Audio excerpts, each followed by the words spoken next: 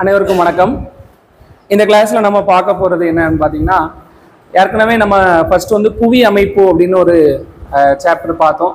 அதில் பூமியினுடைய அமைப்பு பற்றி பார்த்தோம். பூமியினுடைய புறப்பரப்பு, அதனுடைய உட்புறம்லாம் எப்படி இருக்குங்கிற அளவுக்கு பார்த்துருக்கோம். அடுத்து தொடர்ந்து பொதுவாக காணப்படுற இயற்கை அமைவுகள், பூமி வெளிப்பரப்புல பூமிக்கு மேலே அவுட்டர் சைடு எப்படியான நிலப்பரப்புகள்லாம் இருக்கு அப்படின்னு பார்க்க போகிறோம். குறிப்பாக இன்னைக்கு பார்த்தீங்க அப்படின்னா கடல்கள் பற்றி, ஓஷன் பெருங்கடல்கள் பற்றி என்ன பண்ண போகிறோம், பார்க்க போகிறோம். சரியா? ஸோ முதல்ல பார்த்தீங்கன்னா நிலப்பரப்பும் பெருங்கடல்களும், லேண்ட் ஏரியாவும் ஓஷனும் பார்த்தீங்க அப்படின்னா, முன்னாடி காலத்தில் நான் சொன்ன மாதிரியே பேன்ஜியா அப்படின்னு ஒரு கண்டம் இருந்துச்சு. பேன் அப்படின்னா மொத்த அப்படின்னு அர்த்தம், ஜியோ அப்படின்னா லேண்ட் மாஸ். ஸோ மொத்த நிலப்பரப்பும் சேர்ந்து ஒரே இடத்துல இருந்துச்சு. மொத்த நீர்ப்பரப்பும் பேந்தசாலா அப்படின்னு அது எல்லாமே சேர்ந்து ஒரு இடத்துல இருந்துச்சு. நிலமும் நீரும் மொத்தமா தனியா என்ன பண்ணுச்சு இருந்துச்சு. அப்புறம் கான்டினென்டல் ட்ரிஃப்ட் நடந்ததுனால கண்டங்களும் பெருங்கடல்களும் தனித்தனியா என்ன பண்ணுச்சு, உருவாச்சு. இது வரைக்கும் நமக்கு தெரிஞ்சிருக்கும்.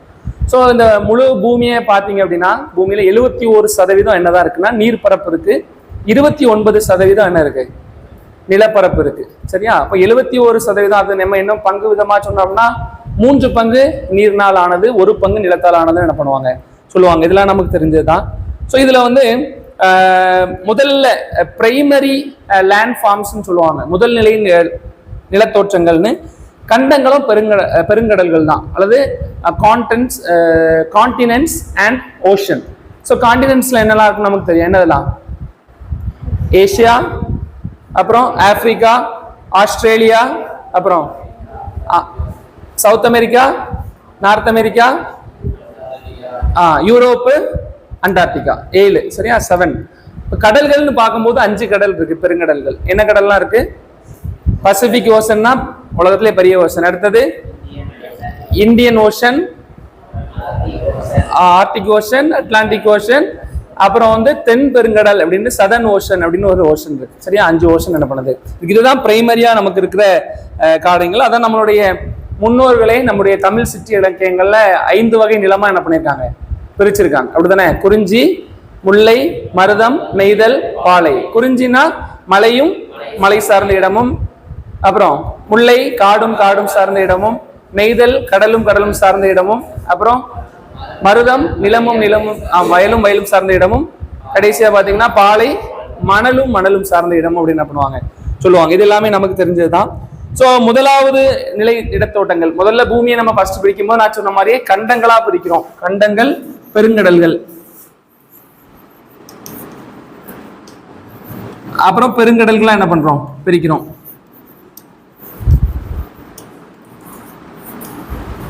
இப்போ இதுதான் பிரைமரி லேண்ட் ஃபார்ம்ஸ். ஓகேவா? இப்போ செகண்டரி லேண்ட் ஃபார்ம்ஸ் நீங்க என்னெல்லாம் பாத்தீங்க அப்படின்னா, இந்த கண்டங்களுக்கு மேல இருக்கிற மலைகள், பீடபூமிகள், சமவெளிகள். சரியா? மலைகள், பீடபூமிகள், சமவெளிகள். மலைகள்னா நமக்கு தெரியும், இயற்கையா நார்மலா இருக்கிறத விட கொஞ்சம் மேடான பகுதிகளை நம்ம மலைகள்னு சொல்றோம். பீடபூமிகள்னா அதே போல ஒரு உயர்ந்த ஒரு மேசை போன்ற பகுதிகளை பூமிகள்னு சொல்லுவோம். இன்னொன்னு சமவெளிகள்னா சமமான நிலப்பரப்பு கொண்ட பகுதிகளை சமவெளிகள்னு சொல்லுவோம். இன்னும் நம்ம டீப்பா பார்த்தோம் அப்படின்னா, ஒரு நிலப்பரப்புலையும் நம்ம பார்க்கும்போது இந்த எல்லாமே இருக்கும். மலைகள் இருக்கும், பீடபூமிகள் இருக்கும், இன்னும் சமவெளிகள்லாம் என்ன பண்ணும் இருக்கும். இதுதான் நம்ம 2ஆம் நிலை நிலத்தோற்றம் சொல்றோம். 2ஆம் நிலை தோற்றத்துல 3 சொல்லியிருக்கேன்: மலைகள், பீடபூமிகள், சமவெளிகள். மலைகள்னு எதெல்லாம் நம்ம சொல்றாங்கன்னு பாத்தீங்கன்னா, எந்த ஒரு நிலப்பரப்பு சாதாரண தரையை விட 600 மீட்டருக்கு மேல 600 மீட்டர் அண்ட் அபவ் இருந்தாதான் அதை என்னன்னு சொல்றோம், மலைகள்னு நம்ம என்ன பண்றோம் சொல்றோம் இல்லையா? அதை விட கம்மியானதெல்லாம் குன்றுகள் அப்படின்னு நம்ம என்ன பண்ணுவோம் சொல்லுவோம். ஸோ அப்ப 600 மீட்டருக்கு மேல இருக்கிறதெல்லாம் மலைகள் அப்படின்னு என்ன பண்ணப்படுது, சொல்லப்படுது. ஸோ இந்த மலைகளே தொடர்ச்சியா இருந்துச்சுன்னா மலை தொடர் அப்படின்னு என்ன பண்றோம் சொல்றோம். ஸோ நமக்கு தெரிஞ்சது அருகிலே இருக்கிற மேற்கு தொடர்ச்சி மலை இல்லையா? ஸோ அது நீளமா இங்க இருந்து நம்ம பகுதியில, இந்த பகுதியிலிருந்து காணப்படுறது அப்படியே கர்நாடகா தாண்டி பாம்பே பக்கத்துல வரைக்கும் ஒரு பெரிய நீளமான மலைத்தொடர் என்ன பண்ணுது இருக்குது. இதை மலைத்தொடர்னு என்ன பண்றோம் சொல்றோம். அது இன்னும் அதிக பெரிய அளவுல எக்ஸாம்பிள் நீங்க பாத்தீங்கன்னா, இமய மலைத்தொடர் உலகத்திலேயே ஒரு பெரிய மலைத்தொடருக்கான எக்ஸாம்பிள். அது மட்டும் இல்லாம ஆண்டிஸ் மலைத்தொடர், இன்னும் பார்க்கும்போது ராக்கி மலைத்தொடர். இந்த மலைத்தொடர்கள்லாம் பாத்தீங்கன்னா உலக அளவுல இருக்கிற பெரிய பெரிய மவுண்டெயின் ரீஜியன் மலைத்தொடர்கள். ஓகேவா? அடுத்து பாத்தீங்கன்னா உலகத்திலே நீளமானது என்னன்னா ஆண்டிஸ் மலைத்தொடர் தான். சரியா, இதெல்லாம் ஒரு நீங்க கேட்கலாம். உலகின் நீளமான மலைத்தொடர் தென் அமெரிக்காவில் உள்ள ஆண்டிஸ் மலைத்தொடர். ஓகேவா? அடுத்தது இதனுடைய நீளத்தை பாத்தீங்கன்னா 7000 கிலோமீட்டர் லென்த், 7000 கிலோமீட்டர் நீளமான ஒரு மலைத்தொடர் என்ன பண்ணுது இருக்குது. சோ இந்த மலைத்தொடர்ல அங்கங்க ஒரு கூர்மையான உச்சி பகுதிகள் காணப்படும். அது பேர் தான் சிகரம். சரியா, சிகரம். சோ அது மவுண்ட். அந்த சிகரம்ங்கிறது வேற ஒண்ணும் இல்ல, மலைத்தொடரின் கூர்மையான உச்சி பகுதிகள் அப்படின்னு சொல்றாங்க. மலை எப்படி இருக்குது, அதுல அங்கங்க இப்படி குன்று மாதிரி இருக்கிறதா என்னன்னு சொல்றோம், சிகரம்னு சொல்றோம். பெஸ்ட் எக்ஸாம்பிள் என்னதுதான், எவரெஸ்ட் சிகரம். அது போல கார்ட்வின் ஆஸ்டின் அப்படின்னு ஒரு சிகரம், K2, இது மாதிரியான சிகரங்கள்லாம் என்ன பண்ணுது இருக்குது. சோ எவரெஸ்ட்னு பார்க்கும்போது உலகத்திலேயே உயரமானது எவரெஸ்ட். அதனுடைய அளவு நமக்கு தெரியும், 8848. சரியா, அதை எப்படி சின்ன வயசுல இருந்திருப்பாங்க, 8 வச்சா 4 போயிடலாம், 8848. சரியா, மறக்கவே முடியாது, மறக்காது என்ன.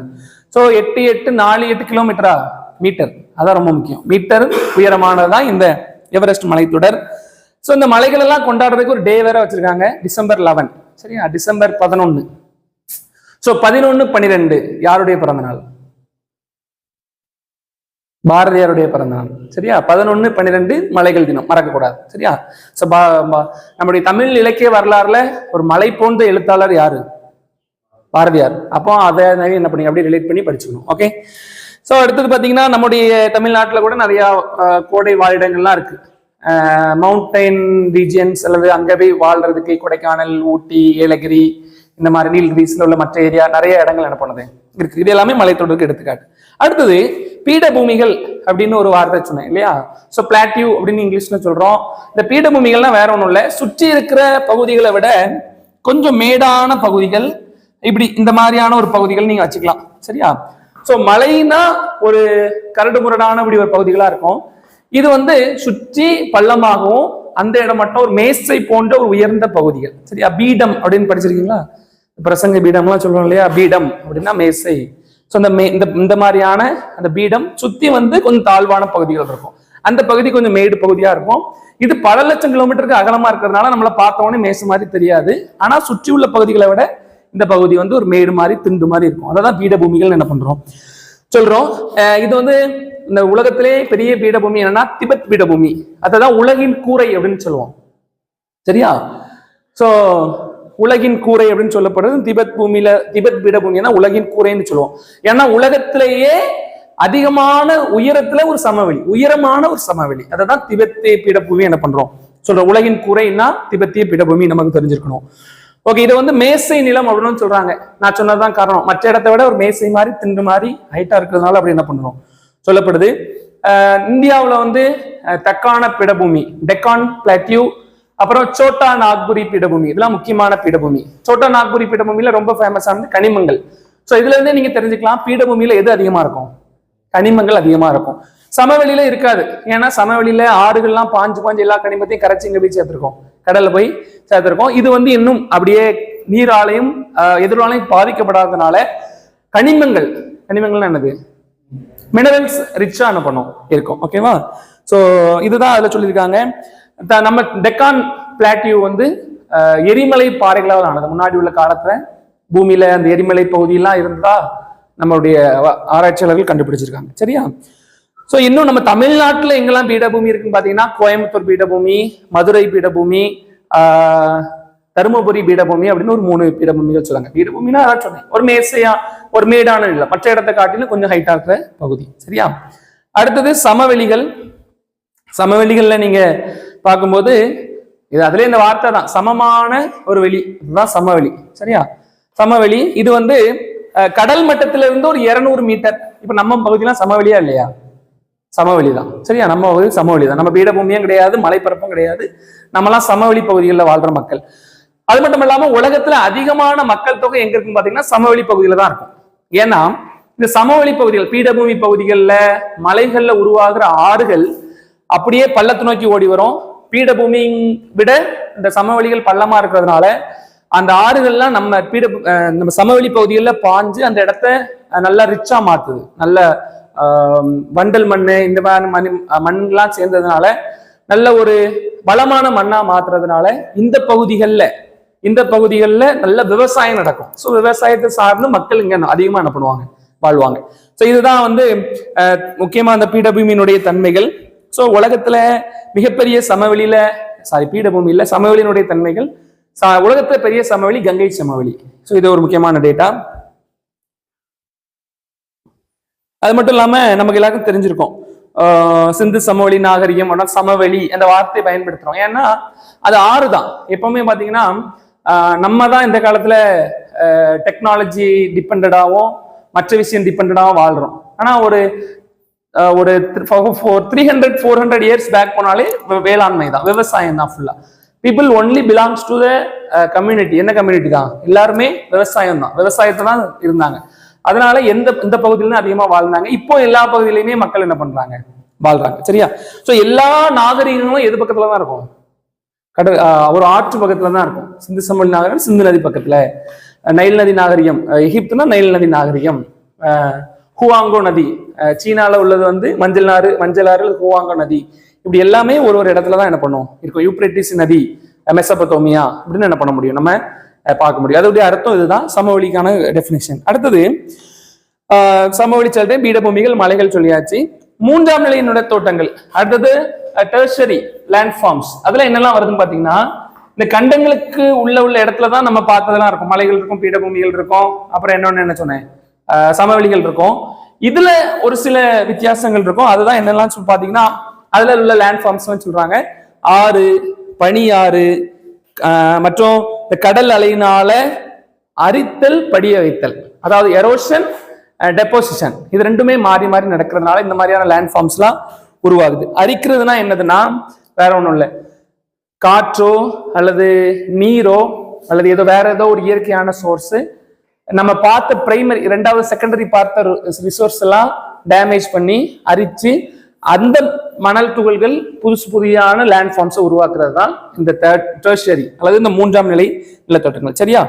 ஸோ இதுதான் பாறை தோல்கள் கடத்தப்பட்டு தாழ்நில பகுதிகளில் படிய வைக்கப்படுகின்றன. இதை படிய வைக்கிறதுன்னு சொல்றாங்க. அரித்தல், படிய வைத்தல். ஓகேவா? ஸோ இதனால உருவாகிறது தான் மூன்றாம் நிலை நிலத்தோட்டங்கள். ஓகே, ஸோ இதுதான் நிலப்பரப்பின் பெருங்கடல்களுடைய ஒரு இயற்கை அமையினுடைய ஃபர்ஸ்ட் டாபிக். ரெண்டாவது சப் டாபிக் மட்டும் நம்ம பார்த்துட்டு இந்த கிளாஸ் முடிச்சிடலாம். ரெண்டாவது பார்க்க போறது என்னன்னா ஹைட்ரோஸ்பியர் அல்லது நீர்க்கோளம். சரியா? நீர்க்கோளம். இந்த நீர்க்கோளத்தை பத்தி பார்க்கும்போது பூமியில 2/3 பங்கு என்ன இருக்கு, வாட்டர் இருக்கு. அது நமக்கு தெரிஞ்சிருக்கும். இது எல்லாமே பாத்தீங்கன்னா கடல்களாகவும் பெருங்கடல்களாகவும் பிரிக்கப்பட்டிருக்கு. ஸோ நமக்கு சின்ன வயசுல இருந்தே கடலுக்குள்ளவே பார்க்கணும் அப்படின்னு ஒரு ஆசை இருக்கும். அப்படிதானே? உங்களுக்கு இல்லையோ? எனக்கெல்லாம் இருந்துச்சு, இருக்கு. சரியா? ஸோ இந்த கடலுக்குள்ளதான் நம்ம இப்போ போறோம். சரியா? கடலுக்குள்ள போறதில்ல, கடலுக்குள்ள எப்படி இருக்குன்னு நம்ம என்ன பண்ண போறோம், பார்க்க போறோம். ஸோ இந்த பெருங்கடல்கள், ஸோ 4-5 கடல்கள் என்ன பண்ணுது இருக்குது. உலகத்திலேயே பெரிய கடல் என்ன கடல்? பெருங்கடல்ல, ஓஷன்ல பெரியது பசிபிக். சரியா? எந்த அளவுக்கு பெருசுனா இந்த பக்கத்துல இருந்து, அதாவது ஜப்பான் பக்கத்துல இருந்து அப்படியே போனா எது வந்துடும் பாத்தீங்க அப்படின்னா அமெரிக்கா வந்துடும். சரியா? பசிபிக்கை தாண்டி போனா. ஆனா போக மாட்டாங்க. ஏன்னா அதை தாண்டி போறதுக்குள்ள இன்ஜின்ல பிளைட்ல ஏதாவது ஒரு ரிப்பேர் வந்துச்சுன்னா நிப்பாட்டுறதுக்கு ஏர்போர்ட்டே கிடையாது. அவ்வளோ தூரத்துக்கு அந்த பக்கம் தான் அடுத்த லேண்ட்மார்க்ஸ் இருக்கு. சரியா? நீமோ பாயிண்ட்னு ஒரு பாயிண்ட் இருக்கு. அந்த பாயிண்ட்ல இருந்து நீங்க ஒரு லேண்டுக்கு போறதை விட இன்டர்நேஷனல் சர்வீஸ் ஸ்பேஸ் ஸ்டேஷன் போறதுதான் பக்கம். புரியுதா உங்களுக்கு? அதனால பிளைட்லாம் எங்க எப்படி போவோம், இப்படி போகாது. எது வழியா? பசிபிக் மேல வழி பறந்து போகாது. சரியா? எல்லாமே இங்க இருந்து நம்ம ஒரு வழியா அப்படி போய் மிடில் ஈஸ்ட் எல்லாம் தாண்டி தான் என்ன பண்ணுவாங்க, போவாங்க. அதனாலதான் நமக்கு அமெரிக்கா போறதுக்கு ஒரு லாங் டைம் என்ன பண்ணுது, எடுக்குது. இது ஷார்ட் ரூட்டா இருந்தாலும் கூட பசிபிக் கடல் அவ்வளோ பெருசு, அதனால என்ன பண்ண முடியாது, போக முடியாது பசிபிக். அடுத்தது இன்னொரு கடல் இருக்கு, அதுதான் என்ன சொல்லுவோம், அட்லாண்டிக் ஓஷன் என்ன பண்ணுவோம் சொல்றோம். அது வந்து எஸ் வடிவத்துல இருக்கும். எஸ் வடிவத்திலே உள்ள ஒரு கடல் என்னன்னு கேட்பாங்க. ஸோ அது என்னது, அட்லாண்டிக் ஓஷன். சரியா? ஸோ அடுத்தது ஒரு நாட்டினுடைய பெயரால இருக்கிற ஒரே கடல் என்ன கடல் தான், இந்தியன் ஓஷன் தான். ஸோ இந்தியாவுக்கு கீழே இருக்கும். ஓகேவா? ஸோ இந்தியாவுக்கு கீழே மாத்திரம் இல்லை, அதாவது இந்தியா கீழேன்னு சொல்றதை விட இந்தியாவுடைய தென்புறத்துல இருக்கும்.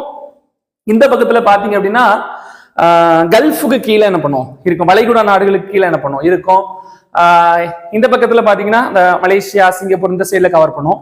அதுக்கு கீழே தான் இருக்கு. எது இருக்குன்னு பாத்தீங்கன்னா தென்கடல் அல்லது வந்து சதர்ன் ஓஷன் சொல்றாங்க.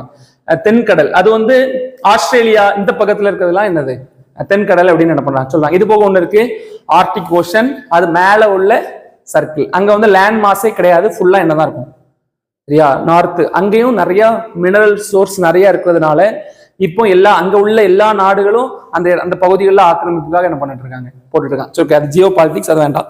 ஸோ இப்படிதான் என்ன பண்ணுது இருக்குது இந்த அளவா. அது மட்டும் இல்லாம பூமிக்கு எப்படி நமக்கு இந்த லேண்ட் மாஸ்ல இவ்வளோ ரிசோர்சஸ் இருக்கோ, என்னெல்லாம் இருக்கு, ஆயில் இருக்கு, பெட்ரோலியம் இருக்கு, கனிம வளங்கள் இருக்கு, நிறைய மினரல்ஸ், நிறைய என்னெல்லாம் எவ்வளோ ரிசோர்ஸ் நம்ம எடுக்கிறோம், அதை விட பல 1000 மடங்கு கடலுக்குள்ள என்ன பண்ணுது இருக்குது. இப்பதான் அதை கொஞ்சம் கொஞ்சமா கண்டுபிடிச்சிட்டு இருக்காங்க. பட் அதை நம்ம எடுக்கிற அளவுக்கு நம்மகிட்ட என்ன டெக்னாலஜி என்ன பண்ணல, வளரல. அவ்வளோ சோர்சஸ் என்ன பண்ணுது கடல்ல என்ன பண்ணுது இருக்குது. வழக்கிண்ணம் அப்படின்னு சொல்லுவாங்க கடலை.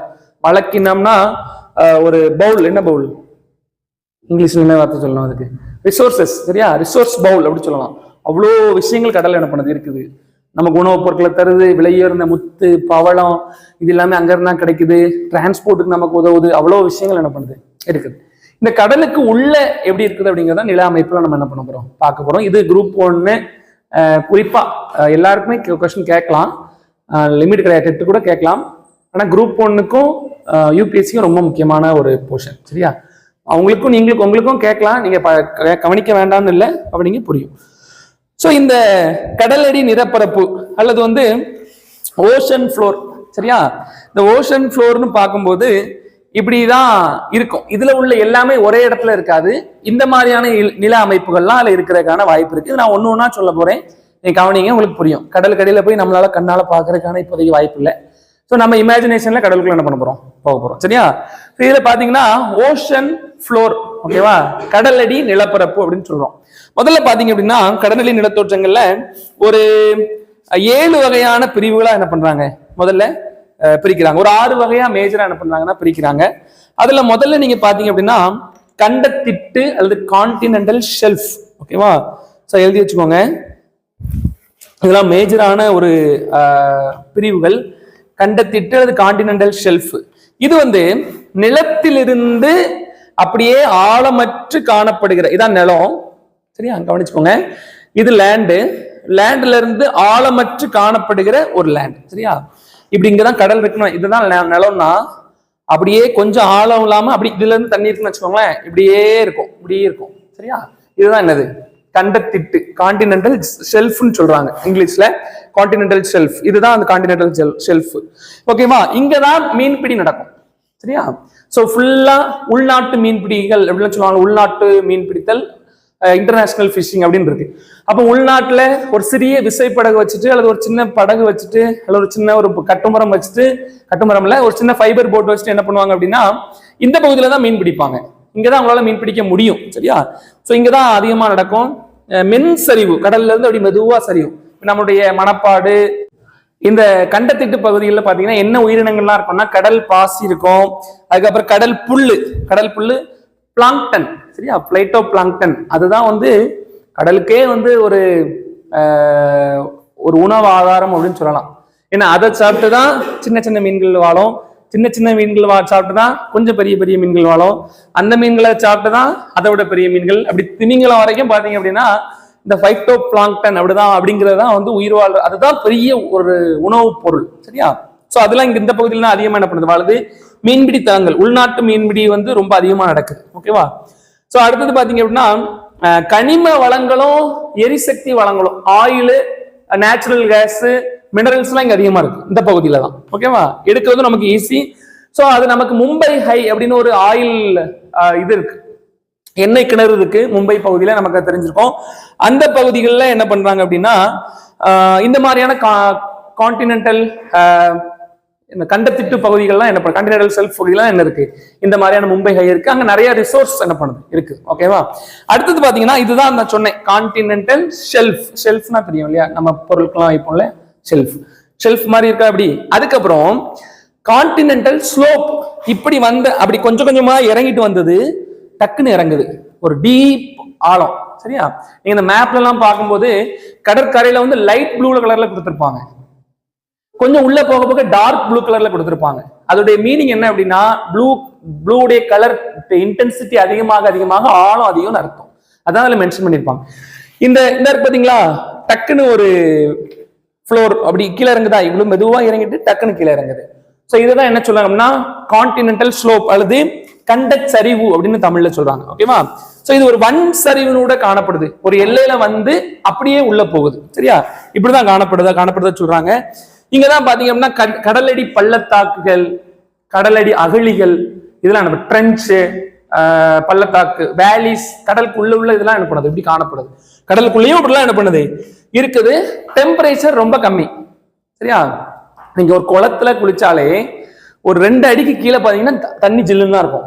எவ்வளோ 12 மணி வெயில்ல போய் பார்த்தாலும் நீ குளத்துக்குள்ளே நீங்க கொஞ்சம் உள்ள போய் பாத்தீங்கன்னா ஜில்லுன்னு இருக்கும் தண்ணி. எவ்வளவு வெயில் அடிச்சாலும் அப்படிதான் இருக்கும், குளத்துக்குள்ளேயும் கிணத்துக்குள்ளேயும். ஆனா கடல் பலாயிரம் கிலோமீட்டர் ஆழமானது. அப்ப அந்த கான்டினென்டல் ஷெல்ஃபுக்கு கீழே பாத்தீங்கன்னா ரொம்ப ஜில்லுன்னு இருக்கும் தண்ணி, ஐஸா இருக்கும். ஏன்னா அங்க சூரிய வெளிச்சமே ரொம்ப கம்மியா தான் என்ன பண்ணும் போகும். அங்கதான் அந்த வளர்ச்சிதை மாற்றம் ரொம்ப கம்மியா நடக்கிற உயிரினங்கள்லாம் வாழும். சரியா? சமீபத்துல கூட ஒரு பூச்சி, ஒரு ஒரு ஒரு சின்ன ஒரு ஃபிஷ், டிராகன் ஃபிஷ் ஒண்ணு பூமிக்கு கீழே இருந்து அப்படியே மேல வந்துச்சு, ஸோ உலகம் அழிய போகுது அப்படின்னு மீம்ஸ் எல்லாம் போட்டுட்டு இருந்தாங்க பாத்தீங்களா. அது வந்து அதுவாகவே ஒளியை உற்பத்தி பண்ணும், லைக் நம்முடைய மின்மினி பூச்சி. அந்த மாதிரியான விலங்குகள்லாம், அந்த மாதிரியான உயிரினங்கள்லாம் எதுக்குள்ள காணப்படும்னா இந்த பள்ளத்தாக்கு பகுதிகளில் தான் காணப்படும். வெளிச்சம் கம்மி, ஆக்சிஜன் கம்மி, உணவுப் பொருள் கம்மிங்கிறதுனால அதனுடைய வாழ்க்கை முறையே வேற மாதிரி இருக்கும். சரியா? இந்த வெளிச்சம் தனக்கே தான வெளிச்சத்தை உருவாக்குறது, அந்த வெளிச்சத்தை வச்சு மற்ற மீன்களை வேட்டையாடுறது, இந்த மாதிரியான உயிரினங்கள்லாம் இந்த பகுதியில தான் என்ன பண்ணும் காணப்படும். ஸோ இதை தான் சொல்லியிருக்காங்க. ஸோ இன்னொரு இடையில ஒரு பாக்ஸ் டேட்டா என்னன்னு பாத்தீங்கன்னா ஹிப்சோமெட்ரிக் கர்வ் அப்படின்னு ஒன்று சொல்றாங்க. ஹிப்சோ அப்படின்னா உயரம்னு அர்த்தம். ஹிப்சோமெட்ரிக் கர்வ்ங்கிறது வேற ஒன்றும் இல்லை, ஒரு கடலினுடைய உயரத்தை அல்லது ஆழமான பகுதிகளை குறித்து சொல்லப்படுகிற ஒரு சின்ன டேட்டாவை தான் ஹிப்சோமெட்ரிக் கர்வ்னு சொல்றாங்க. சரியா? ஹிப்சோம்னா உயரம். சரியா? அதை மட்டும் நீங்க தெரிஞ்சு வச்சுக்கோங்க. அடுத்தது பாத்தீங்க அப்படின்னா மூணாவது கண்ட உயர்ச்சி, கான்டினென்டல் ரைஸ். ஓகேவா? என்ன இருக்கு பாத்தீங்களா? ஸோ இங்க இருந்து பார்த்தா இது ஸ்லோப்பு, நல்லா கவனிங்க. இங்க இருந்து பார்த்தா இது ஸ்லோப்பு, இங்க இருந்து பார்த்தா இது ரைஸ். புரியுதா உங்களுக்கு? ஸோ இது வந்து கான்டினென்டல் ஸ்லோப், இது கான்டினென்டல் ரைஸ். ஓகேவா? ஸோ இது எல்லாமே எங்க இருக்கு? கடலுக்குள்ள. அதான் நமக்கு அதை பார்க்க முடியாது. சரி, அதனாலதான் உங்களுக்கு பிரிண்ட் அவுட் எடுத்து கையில கொண்டு காமிச்சிருக்கேன். ஸோ இது யாராவது பார்த்துருக்காங்களா? அறிவியல் அறிஞர்கள்லாம் ஆராய்ச்சி பண்ணி எழுதியிருக்காங்க. அதான் நம்ம என்ன பண்ணி படிக்கிறோம். இப்போ பாத்தீங்கன்னா இந்த இங்க இருந்து பார்க்கும்போது தான் ரைஸ். இது எப்படி இருக்கும்னு பாத்தீங்கன்னா ஒரு மலை மேல ஏறுற மாதிரி என்ன பண்ணுவோம் இருக்கும். ஓகேவா? கடலுக்கு உள்ள பள்ளத்தாக்கு பகுதியில இருந்து அப்படியே மலையில ஏறுறது அப்படின்னு என்ன பண்ணிக்கோங்க வச்சுக்கோங்க. இந்த கான்டினென்டல் ரைஸ் அப்படின்னு என்ன பண்றோம் சொல்றோம். இது வந்து ஒரு ஒரு மென் சரிவை கொண்ட, அங்க இருந்து பார்க்கும்போது ஒரு சின்னதா அப்படியே ஸ்லோப்பா என்ன பண்ணுது இருக்குது. இந்த இருக்கு பாத்தீங்களா? இங்க இருந்து அப்படியே மென் சரிவு அப்படியே வந்து அதுக்கப்புறம் தான் வன் சரிவு, மென் சரிவு. இங்க இருந்து அப்படியே கொஞ்சம், ஏன்னா இந்த பகுதியில் உள்ள இடிபாடுகள்லாம் உளுந்து அந்த இடத்துல ஒரு சின்ன ஸ்லோப் மாதிரி அப்படி உருவாயிருக்கும். சரியா? அதான் சொல்லணும் கான்டினென்டல். அதுக்கு இது சொல்றோம் கான்டினென்டல் ரைஸ்ன்னு என்ன பண்றோம் சொல்றோம். ஓகேவா? அடுத்தது நீங்க பாத்தீங்க அப்படின்னா இந்த பகுதிகளில் குறிப்பா நிறைய வண்டல் மண் இருக்கும். வண்டல் மண்ணா ஆறுகள் கொண்டு படிய வைக்கிற மண் அங்க போய் அப்படி டெபாசிட் ஆகி இருக்கும். அடுத்தது ஆழ்கடல் சமவெளி. சரியா? சோ அபிசல் இது பிளெயின் அப்படின்னு ஆங்கிலத்துல சொல்லப்படுது. ஓகேவா? அடுத்தது அபிசல் பிளெயின், ஆழ்கடல் சமவெளி. ஆழ்கடல்ல கடலுக்கு உள்ள காணப்படுற சமவெளி நிலப்பரப்பு, அதான் அதோடைய அர்த்தம். பாத்தீங்களா? இங்க இருக்கு பாத்தீங்க, இதுதான் அந்த ஆழ்கடல் சமவெளி. சோ இந்த பகுதிகளில் ஏன் இந்த சமவெளி உருவாகுதுன்னா ஆறுகள் இருக்கு இல்லையா, ஆறுகள், அமேசான் ரிவர், இந்த மாதிரி ரிவர்லாம் உள்ள போய் பாஞ்சிச்சுன்னு வைங்களேன், அது கடலோட கலக்கிறதுக்கே எத்தனையோ கிலோமீட்டர் ஆகும். அவ்வளவு ஃபோர்ஸா வந்து கடலோட கலக்கும். சரியா? ஸோ இந்த புரியுதா உங்களுக்கு? இந்த மழைக்காலங்கள்ல வர்ற ஃப்ளோ, அந்த ஸ்பீடு அப்படி கலக்கும் போதே பல கிலோமீட்டர், 5 கிலோமீட்டர் 10 கிலோமீட்டர் வரைக்கும் அது போய் அதுக்கப்புறம் தான் அதோடைய தண்ணியோட மிக்ஸ் ஆகும். சரியா? அப்போ இந்த கான்டினென்டல் ஸ்லோப்பை தாண்டி கான்டினென்டல் அந்த வேலி இருக்கு பாத்தீங்களா, அந்த அந்த ஆழ்கடல் சமவெளி பகுதி வரைக்கும் போயிடும். போய் அங்கதான் என்ன ஆகும் பாத்தீங்கன்னா தன்னுடைய வண்டல் படிவுகள் எல்லாம் தக்க வைக்கும். புரியுதா உங்களுக்கு? அப்போ அங்க உள்ள அனைத்து அந்த கல்லு மண்ணு என்னெல்லாம் அடிச்சுட்டு வரோம் அவ்வளோதையும் கொண்டு போய் கண்டிப்பா பக்கத்துல இந்த ஆழ்கடல் இந்த கான்டினென்டல் ஷெல்ஃப்ல தக்க வைக்கும். அதை தாண்டி இந்த பகுதியில் உள்ளது எல்லாமே அப்படி படிஞ்சு படிஞ்சு படிஞ்சு இந்த அபிசைல் பிளேன் என்று அழைக்கப்படுகிற ஆழ்கடல் சமவெளியில தான் அப்படியே படியும். எங்க உள்ளது? ரிவர்ல இருந்து அடிச்சுட்டு வர்றது எல்லாம் என்ன பண்ணுவோம், இங்கதான் போவோம். ஸோ இதுல சமவெளிகள் என்ன பண்ணுது, உருவாகுது. நல்ல ரிச் சோர்ஸ். சரியா?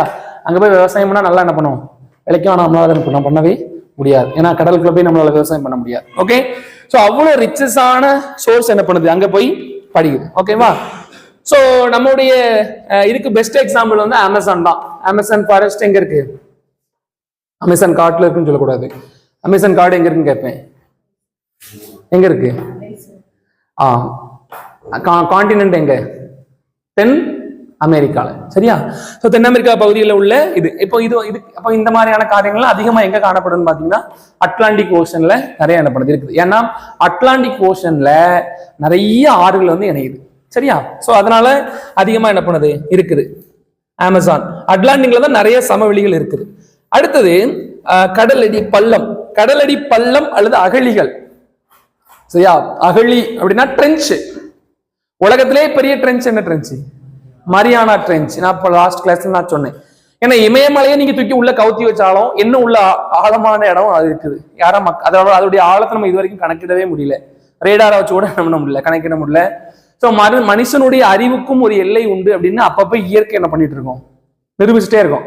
பாத்தீங்களா? எல்லா பகுதிகளிலும் மழை பெஞ்சிருக்கு. சாத்தங்குளம் வட்டாரத்துல மழை கம்மி, மற்ற எல்லா ஊர்லயும் பயங்கர மழை, ஏக வெடிப்புங்காங்க அதுங்காங்க. நம்ம ஊர்ல மழையல்ல வெயில் அடிக்குது, நைட்டும் கொஞ்சம் கொஞ்சம் சாரல் மழை தான் என்ன பண்ணுது, பெய்யுது. ஏன் பெய்யுது, ஏன் இங்க பெய்யல, ஏன் பெய்ய மாட்டேங்குது, ஏன் பெய்யும், எதுவுமே நம்மளால சொல்ல முடியாது. பெய்யுமா பெய்யாதான்னு வேணா என்ன பண்ணலாம், கண்டுபிடிக்கலாம். தவிர ஏன் இங்க பெய்யல நம்மளால ப்ரூவ் பண்ண முடியாது. ஏன்னா மனுஷனுடைய அறிவுக்குறை எல்லாம் என்ன பண்ணுது இருக்குது. அப்ப இந்த பள்ளம், அது என்ன சொன்னேன், கடலடி பள்ளம். அதை பாத்தீங்க அப்படின்னா இதுவும் நம்மளுடைய பூமிக்கு கடலுக்கு அடியில காணப்படுகிறது தான். ஸோ இதுல உறிஞ்சு துளை, உலகத்திலேயே ஆழமான ஒரு உறிஞ்சு துளை காணப்படுது. இந்த இப்படி ஸ்பின் மாதிரி இருக்கும் பாத்தீங்களா, அப்படி சுத்திட்டு இப்படி போவோம் பாத்தீங்களா தண்ணி, அந்த கடல்ல காணப்படும்ல. டிராகன் ஐ அப்படின்னு சைனா பக்கத்துல ஒண்ணு இருக்கு, அதான் உலகத்துல ரொம்ப பெருசா. ஓகேவா? அடுத்தது பாத்தீங்க அப்படின்னா இது வந்து என்ன சொல்லுவாங்க அப்படின்னா, இது வந்து வி ஷேப்ல காணப்படும். அது மட்டும் இல்லாம என்ன இருக்கு பாத்தீங்களா, ரிஃப்ட் வேலி, இந்த பள்ளம் வி ஷேப்ல இருக்கா. சோ இது வந்து மண் சரிவுடன் காணப்படும். மென் சரிவுல பயங்கரமா செங்குத்து சரிவுடன் இருக்கும், வி ஷேப்ல இருக்கும். இதுதான் என்னன்னு சொல்றாங்க அப்படின்னா ரிஃப்ட் வேலின்னு சொல்றாங்க. அதே போல இந்த பக்கமும் ஒன்று காமிச்சு பாருங்க, இதுதான் ட்ரென்ச், அகழி. இதுவும் அகழி தான், இது ஒரு அகழி. சோ இது பாத்தீங்க அப்படின்னா நல்ல ஆழமா இருக்கும். அங்க வந்து வாட்டர் எப்படி இருக்குன்னு பாத்தீங்கன்னா உரைநிலையை விட கொஞ்சம் அதிகமா இருக்கும், அவ்வளவுதான். 1 டிகிரி 2 டிகிரி 10 டிகிரி இப்படிதான் இருக்கும். சில்லுனா ரொம்ப எக்ஸ்ட்ரீம்லி சில்லுன்னு என்ன பண்ணும் இருக்கும். ஆனா ஐஸ் கட்டியெல்லாம் இருக்காது. சரியா? உரைநிலையில இருக்காது. உரைநிலையை விட சற்று அதிகமான ஒரு டெம்பரேச்சர், ஃப்ரீசிங் பாயிண்டோட கொஞ்சம் அதிகமா தான் என்ன பண்ணும் இருக்கும். பயங்கர கோல்டான கிளைமேட் இருக்கும். அடுத்தது பாத்தீங்கன்னா கடலடி மலைத்தொடர்கள். ஸோ கடலடி மலைத்தொடர்களை பார்க்கும்போது என்ன இருக்கு, சரியா? இதுதான் கடலடி மலைத்தொடர்கள். கடலுக்குள்ள மலைத்தொடர்கள் இருக்குமானா இருக்கும். சரியா? நம்ம வெளியே பாக்குற மாதிரியே வெறும் 29% இவ்வளவு நிலப்பரப்புகள் இருக்கு. வெறும் 29%. பூமியில 29% தான் லேண்டு. அதுலயே நம்ம இவ்வளோ விஷயங்களை பார்க்க முடியுது அப்படின்னா 71% என்ன எவ்வளவு இருக்கும், அதை விட 3 மடங்கு வித்தியாசமா இருக்கும். இது எல்லாமே ஜஸ்ட் நம்ம இப்போதைக்கு நம்ம அப்சர்வ் பண்ணதான் நம்ம படிக்கிறோம். ஸோ இதான் இந்த மலைத்தொடர்கள் பார்த்தீங்களா. இந்த மலைத்தொடர்கள் எப்படி உருவாயிருக்கும் நமக்கு தெரியும். மலைத்தொடர்கள் பொதுவாக எப்படி உருவாயிருக்கும், புது மடிப்பு மலைகள்லாம் எப்படி உருவாகும், ஒரு கண்டமும் மோதும் போது என்ன பண்ணும், உருவாகும் இல்லையா. ஸோ 2 கண்டத்திட்டுகள், கான்டினென்டல் பிளேட்ஸ் 2 இப்படி மோதும் போது இடையில பூமிக்கு உள்ளேயும் குறிப்பா கடலுக்கு உள்ள இப்படிப்பட்ட மலைத்தொடர்கள் அப்படியே மவுண்டன் ரீஜன் என்ன பண்ணும் இருக்கும். ஓகேவா? இந்த மவுண்டன் ரீஜனை தான் கடலடி மலைத்தொடர்கள்னு சொல்றாங்க. இது வந்து பசால்ட் பாறைகளால் ஆனது. பசால்ட் அப்படின்னு ஒரு கைண்ட் ஆஃப் ராக் இருக்கு, அந்த ராக்கால உள்ளது. ஸோ பூமியில அதிகமா எங்க கடலுக்குள்ள காணப்படுதுன்னா அட்லாண்டிக்ல ஒரு மலைத்தொடர் காணப்படுது, கிழக்கு பசிபிக்ல ஒரு மலைத்தொடர் காணப்படுது. இது ரெண்டுமே ரொம்ப முக்கியமான மலைத்தொடர்கள் பூமிக்கு அடியில காணப்படுகிறது. அடுத்தது இதுல பார்க்கும்போது இந்த ஒரு டேர்ம் ஃபேத்தோம்ஸ் அப்படின்னு ஒரு வேர்டு யூஸ் பண்ணாங்க. ஃபேத்தோம்ஸ், FATHOMS, ஃபேத்தோம்ஸ். இது கடலின் ஆழத்தை அளவிடக்கூடிய ஒரு அலகு. சரியா? கடல்ல நீளத்தை எப்படி அளவிடுவாங்க தெரியுமா? Nautical miles. ஓகேவா? நாட்டிக்கல் மைல்ஸ்ல அளவிடுவாங்க. நம்ம சொல்ற மாதிரி கடலுக்குள்ள போயிட்டு நான் 10 கிலோமீட்டர் நிக்கேன் அப்படி சொல்ல மாட்டாங்க. நாட்டிக்கல் மைல்ஸ்ல தான் சொல்லுவாங்க, கடலுக்கு மேல. இப்ப கடல் ஆழத்தை ஃபேத்தோம்ஸ் அப்படிங்கிற ஒரு யூனிட் வச்சு அளவிடுறாங்க. ஓகேவா? ஃபேத்தோம்ஸ். அடுத்தது ஐசோபாத் அப்படின்னு ஒரு டெர்மினாலஜி. அப்படி என்னன்னா பூமி, அந்த நான் வாய்ப்பு தான் நெக்ஸ்ட் டைம் நான் அட்லஸ் கொண்டு வரேன். அந்த அட்லஸ்ல பூமியை சுத்தி இப்படி ஒரு மாதிரி வளைஞ்சு கோடுகள்லாம் போட்டிருப்பாங்க. ஸ்ட்ரைட்டா போட்டிருப்பாங்கல்ல, அது இல்லை, அது நம்ம தீர்க்க கோடு அச்ச கோடு அது இல்லை, இப்படி போட்டிருப்பாங்க, வளைஞ்சு போட்டிருப்பாங்க. அது வந்து அந்த ரீஜனுக்கும் இந்த ரீஜனுக்கும் இடையில ஒரே ஆழம் இருக்கிறது தான் போட்டிருப்பாங்க. சரியா? சோ இதை என்ன சொல்லுவாங்கன்னா ஐசோபாத், தமிழ்ல சம ஆழக்கோடு. சரியா? அடுத்தது பார்க்கும்போது ஐசோஹாலைன். சோ ஆல்கலைன் அப்படிங்கிற ஒரு டெர்மினாலஜி நீங்க சயின்ஸ் படிச்சீங்கன்னா படிச்சிருப்பீங்க. சரியா? உப்புத்தன்மை அப்படின்னு அர்த்தம். சோ அதுல இருந்து வந்திருக்கு ஐசோஹாலைன், சம உப்புத்தன்மை இருக்கிறது. ஓகேவா? அதை சொல்லிருக்காங்க. இது வந்து அதே மாதிரி இந்த மேப்ல காமிச்சிருப்பாங்க. If possible next time I will bring atlas. அதுல உங்களுக்கு பார்க்கும்போது உங்களுக்கு புரியும். ஸோ இதை உங்களுக்கு கண்ணால பார்த்ததுனால நல்லா புரிஞ்சிருக்கும், அப்படிதானே? ஸோ இல்ல புக்ல இருந்தாலுமே புக் போய் காமிக்க கஷ்டமா இருக்கும். அதனால உங்களுக்கு இந்த இதை பார்த்தா என்ன பண்ணும், புரியும். அடுத்தது பாத்தீங்க அப்படின்னா இதுதான் நம்ம என்னென்ன, இதெல்லாம் வந்து ஒரு ஸ்பெஷல் டெர்மினாலஜிஸ் கடல் சம்பந்தமானது. அடுத்தது பூமியில வேற என்னெல்லாம் இருக்குன்னு பாத்தீங்க அப்படின்னா ட்ரென்ச் பார்த்தோம், ரிஃப்ட் வேலிஸ், பள்ளத்தாக்கு. இது கடலடி பள்ளத்தாக்குகள். இதுதான் ட்ரென்ச். ட்ரென்ச்னா ஆழி அல்லது அகழி. அகழி நல்ல ஆழமா இருக்கும். இது வந்து ரிஃப்ட் வேலி, அந்த ரெண்டுக்கும் இடையில உள்ள பள்ளத்தாக்குகள்னு சொல்றோம். ஸோ இங்க எல்லாமே உயிரினங்கள் வாழுது. அதான் பெரிய ஆச்சரியம். ஒளி புக முடியாத இடம், சன்லைட்டே உள்ள என்ன பண்ணிடாது, பெய்கிடாது. அதனுடைய பிரஷர் வந்து டன்ஸ்ல இருக்கும். பிரஷர் எப்படி இருக்கும்? டன்ஸ் பிரஷர்ல இருக்கும். நீங்க வந்து நீ கிணத்துல குளிச்சிருந்தீங்கன்னா தெரியும், கீழே போகும்போதே காது உயின்னு வலிக்க ஆரம்பிச்சிடும். நீங்க மேக்சிமம் யாரும் குளிச்சிருக்க மாட்டீங்க, பசங்க குளிச்சிருப்பாங்க. அப்போ உள்ள ஆழம் போக போக காது வலிக்க ஆரம்பிச்சிடும். இது பாருங்க, பல்லாயிரம் கிலோமீட்டருக்கு கீழே அங்க உயிரினங்கள் வாழும். அப்ப அதனுடைய தகவமைப்புகள் எப்படி இருக்கும்னு பாருங்க. நம்ம இமேஜினேஷனே பண்ண முடியாது. வித்தியாசமான உயிரினங்கள்லாம் அங்க என்ன பண்ணும், வாழும் கீழ் பகுதிகளில். சரியா? அடுத்தது பாத்தீங்க அப்படின்னா ட்ரென்ச் இதுல போட்டிருக்காங்க. அடுத்தது எரிமலைகள். இந்த எரிமலைகள்ல பார்க்கும்போது அது கீழே சி மவுண்ட், தண்ணிக்கு உள்ளேயே முங்கி மலை மாதிரியான இருக்குது. ஒரே ஒரு தின்னு மட்டும் தொடர் இருந்துச்சுன்னா மலை தொடர், சின்னதா அங்கங்க காணப்படுறது சி மவுண்ட் அப்படின்னு சொல்றாங்க. என்ன இருக்கு பாருங்க அங்க உள்ளது. அடுத்தது பாத்தீங்கன்னா வால்கனிக் ஐலாண்ட். இந்த எரிமலை பூமிக்கு கீழே இருக்கும்போது, அதாவது இந்த ஓஷனுக்கு கீழே இருக்கும்போது வெடிக்க ஆரம்பிக்கும் போது ஒரு சின்ன குன்றா அப்படி வந்திருக்கும். உள்ள இருந்து வெளியே, உள்ள இருக்கும்போது 1000 டிகிரி செல்சியஸ்ல இருக்கும், பயங்கர ஹாட்டா இருக்கும். வெளியில வந்தோடனே மேல உள்ளது சில்லுன்னு இருந்தோடனே அப்படி என்ன ஆயிரும், உறைஞ்சிடும். திரும்ப கொஞ்ச நாள் கழிச்சு வெடிச்சு வெளியே வரும். அப்படி வந்து வந்து வந்து வந்து ஒரு கட்டத்துல அந்த மலை எதுக்கு மேல வந்துடும், கடலுடைய மட்டத்திற்கு மேலேயே வந்துடும். அதுதான் நம்ம என்ன சொல்றோம் அப்படின்னா வால்கனிக் ஐலாண்டுன்னு சொல்றோம். அந்த ஐலாண்டு எப்படி உருவாயிருக்கும், பூமியினுடைய பல்லாயிரம் வருஷத்துல உள்ள இருந்து வெடிச்சு அது உறைஞ்சு அது சென்டர்ல ஓடி ஒரு பாதை உருவாகி வந்திருக்கும். சில நேரம் என்ன ஆகும்னு பாத்தீங்க அப்படின்னா அப்படி வெடிச்சு வந்தது ஒரு கட்டத்துல ஃபுல்லாவே அப்படியே செத்து போயிடும். சரியா? அதுக்கப்புறம் இயற்கையாகவே பறவைகள் வரும், இந்த மாதிரியான இதெல்லாம் வந்து விதைகளை போட்டு அது ஒரு தீவா உருவாயிரும். அப்படி நிறைய ஐலாண்ட்ஸ் என்ன பண்ணிடும், உருவாயிரும். சரியா? இதெல்லாம் வந்து கடலுடைய உட்பரப்பில் நடக்கிற ஒண்ணு காரியங்களா என்ன பண்ணுது இருக்குது. ஓகேவா? ஸோ இதுல வேற ஏதாவது வேர்ட்ஸ் நான் எக்ஸ்பிளைன் பண்ணாம விட்டுருக்கேன்னா அவ்வளவுதான். சரியா? ஸோ நம்ம நெக்ஸ்ட் கிளாஸ்ல நம்ம என்ன பார்க்க போறோம்னு பாத்தீங்கன்னா பெருங்கடலுடைய நீர் இயக்கங்கள். ஸோ அலைகள், ஓதங்கள்னு சொல்லுவோம் இல்லையா, ஓதங்கள். அப்புறம் வந்து கடல் நீரோட்டங்கள், கடலுக்குள்ள உள்ள வளங்கள், இதெல்லாம் என்ன பண்ண போறோம், பார்க்க போறோம். இதை பார்த்ததுக்கு அப்புறம் அடுத்த யூனிட் என்ன பண்ணலாம் பார்க்கலாம். சரியா?